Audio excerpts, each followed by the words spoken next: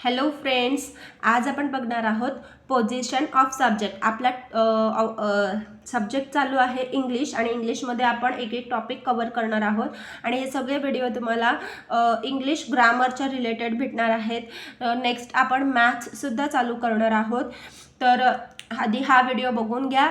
आवडला तर like, share आणि सबस्क्राईब नक्की करा. ठीक आहे, आपण आता व्हिडिओला सुरुवात करूयात. आजचा टॉपिक आहे पोझिशन ऑफ सब्जेक्ट. आता सब्जेक्टचे 3 प्रकार असतात, फर्स्ट पर्सन, सेकंड पर्सन आणि थर्ड पर्सन. सगळ्यांनाच माहिती आहे, तरी पण मी एकदा रिवाइज करते.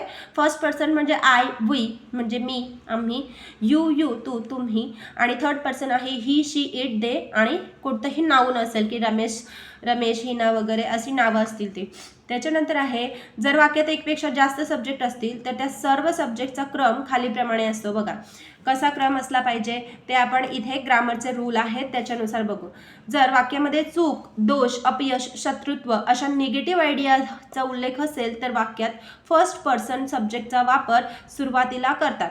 म्हणजे बघा चूक, दोष, अपयश, शत्रुत्व म्हणजे ह्या नेगेटिव्ह गोष्टी आहेत. कोणाची चूक असेल नेगेटिव्ह, दोष असेल नेगेटिव्ह, अपयश असेल हे पण नेगेटिव्हमध्ये, शत्रुत्व म्हणजे नेगेटिव्ह फिलिंगच असते ती. म्हणजे जेवढे पण नेगेटिव्ह गोष्टी असतात त्या पहिल्यांदा स्वतःवर घ्यायची, मग दुसऱ्यावर, मग तिसऱ्यावर ढकलायची.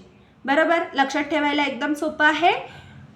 कोणती पण गोष्ट असेल ती आधी आपण पहिलं तर म्हणजे माणसाचं असंच आहे की आपण दुसऱ्यावर ढकलतो, पण ग्रामरच्या रूलमध्ये आपल्याला लक्षात ठेवायचे काही चूक वगैरे असेल तर आपण स्वतः आधी माफी मागायची, म्हणजे स्वतःवर घ्यायचं, मग दुसरा, मग तिसरा. म्हणून इथं आपण बघूया रूल एकदम सोप्या पद्धतीने लक्षात ठेवायचा. नेगेटिव्ह आयडिया असेल, नेगेटिव्ह काही असेल तर आधी आपण स्वतः पुढे यायचं. ठीक आहे, 1 2 3 म्हणजे first person, second person, third person. जर दोनच असतील, दोनच पर्सन असतील म्हणजे आय किंवा यू असेल तर आधी काय येणार, आय, नंतर यू येणार. नंतर फक्त आय, वी किंवा ही, शी, इट असेल तर पहिलं कोण येणार आहे, आय येणार किंवा वी येणार, आणि थर्ड पर्सन कोण आहे, ही किंवा शी, इट, त्यापैकी काही येणार आहे. नेगेटिव्ह आयडिया असेल तर पहिला, दुसरा आणि तिसरा, first person, second person, third person, first person, second person, first person, third person असं लक्षात ठेवायचं. आणि आता ह्याचं उदाहरण बघूया.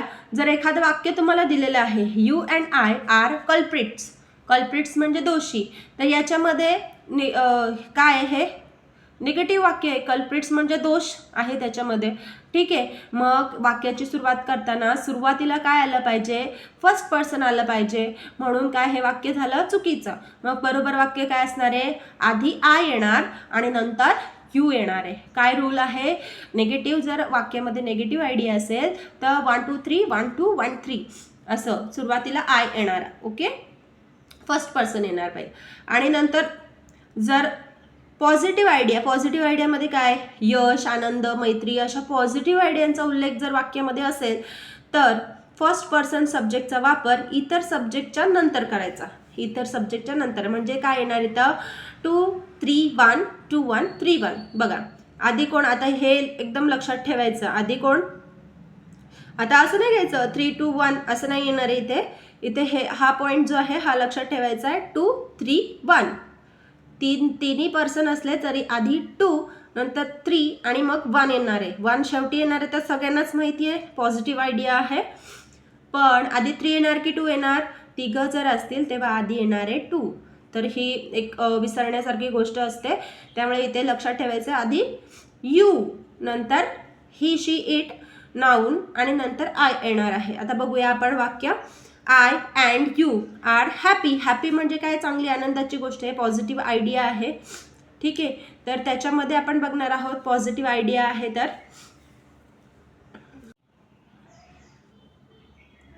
बघा पुन्हा एकदा घेते. 2 3 1 2 1 3 1 आणि पॉझिटिव्ह आयडिया असेल तर हे आपण बघायचं आहे. हा पॉईंट आपल्याला लक्षात ठेवायचा आहे. 3 2 1 नाही येणार आहे, ते 2 3 1 येणार आहे. I and you are happy ही पॉझिटिव्ह आयडिया आहे. तर पॉझिटिव्ह आयडियासाठी काय येणार आहे इथे, आधी पॉझिटिव्ह आयडियासाठी आधी सेकंड पर्सन येणार आहे. बघा हे पहिलं वाक्य चुकीचं आहे. दुसऱ्या वाक्यामध्ये आपण बरोबर करून लिहिलं आहे, you and I are happy. ठीक आहे, हे एवढं फक्त लक्षात ठेवायचं आहे आपल्याला. फर्स्ट पर्सन कधी येतं, सेकंड पर्सन कधी येतं. ठीक आहे, नेगेटिव्ह आयडिया असेल तर 1 2 3 1 2 1 3 हे नेगेटिव्ह आयडियाचं सोपं आहे. पण पॉझिटिव्ह आयडियामध्ये हा इथेशी थोडं आपल्याला चुकायला होऊ शकतं, म्हणून हे इथे लक्षात ठेवायचं. आधी 2 3 1 2 1 3 1. ओके. आता नेक्स्ट आपण वाक्य बघणार आहोत.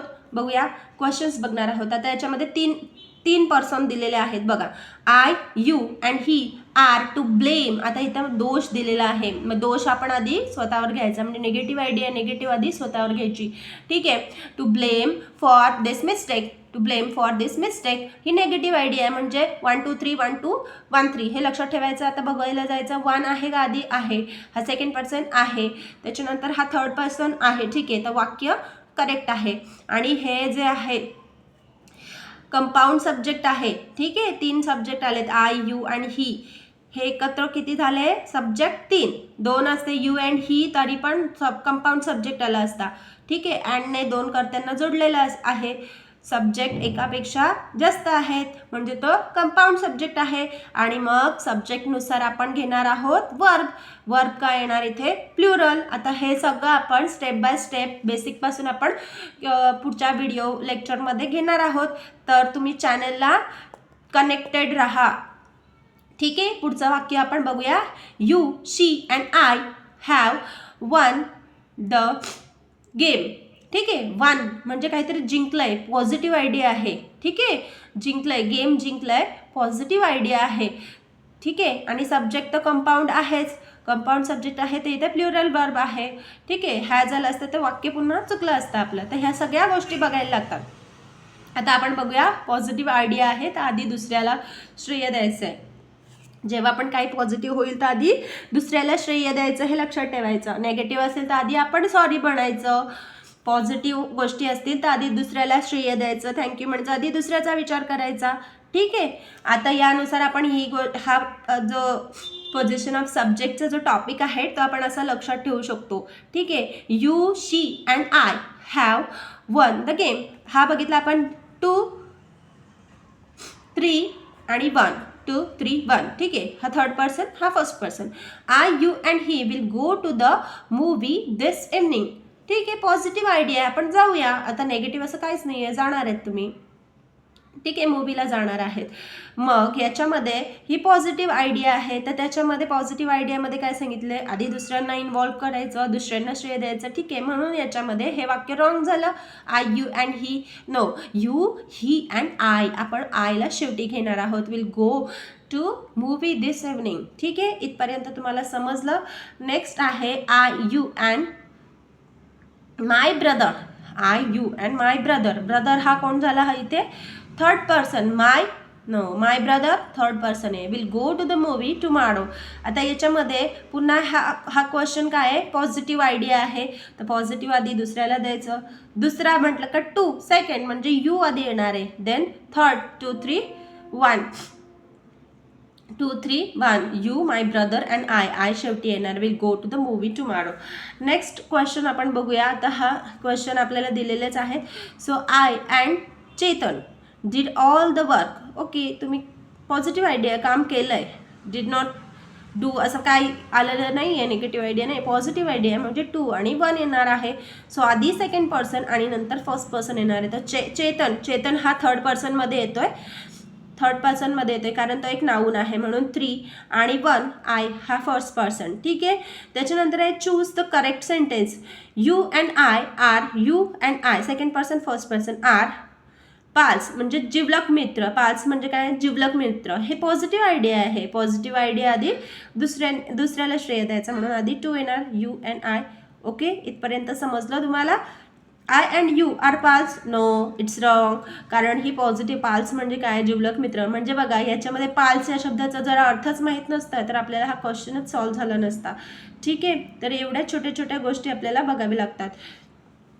त्याच्यानंतर he and I are brothers. Okay, he and I are brothers positive idea आहे, तर दुसऱ्याला आधी घ्यायचं आहे. ठीक आहे, दुसरा तिसरा जो असेल त्याला आधी घ्यायचं आहे, म्हणजे he and I are brothers हा पॉझिटिव्ह आयडिया.